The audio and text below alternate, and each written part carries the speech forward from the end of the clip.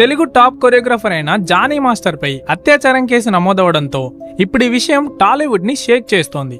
Johnny master తనపై లైంగిక దాడి చేసి బెదిరింపులకు పాల్పడుతున్నాడని ఓ మహిళా అసిస్టెంట్ కొరియోగ్రాఫర్ కంప్లైంట్ ఇచ్చింది. జానీ మాస్టర్ పై కేసు నమోదు కావడంతో అతన్ని జనసేన పార్టీ నుండి సస్పెండ్ చేశారు.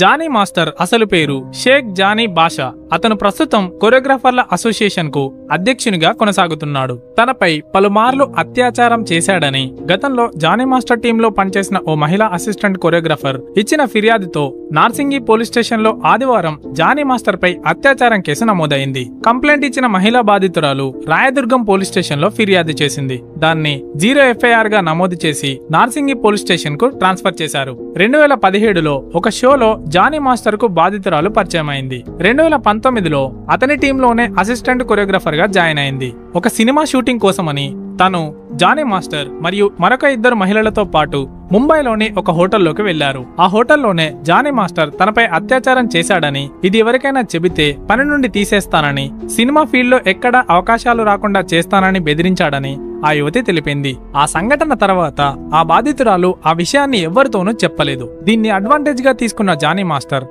హైదరాబాద్ నుండి వేరే సిటీలకు షూటింగ్ కి వెళ్లిన సందర్భాల్లో చాలా సార్లు అత్యాచారానికి పాల్పడ్డాడని ఆ యువతి తెలిపింది.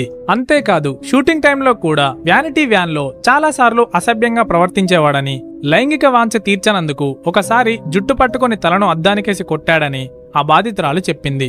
చాలా సార్లు మతం మారి తనను పెళ్లి చేసుకోవాలని ఒత్తిడి చేసేవాడని, ఈ వేధింపులు భరించలేకనే జానీ మాస్టర్ టీం నుండి విడిపోయి బయటికి వచ్చేశానని, అయినా సొంతంగా పనిచేసుకోనివ్వకుండా వేరే ప్రాజెక్టులేవీ రాకుండా ఇబ్బంది పెట్టేవాడని పోలీసులకిచ్చిన ఫిర్యాదులో పేర్కొంది. ఆగస్టు 28న బాధితురాలి ఇంటి గుమ్మానికి గుర్తు తెలియని వ్యక్తులు ఓ పార్సల్ ని వేలాడదీశారు.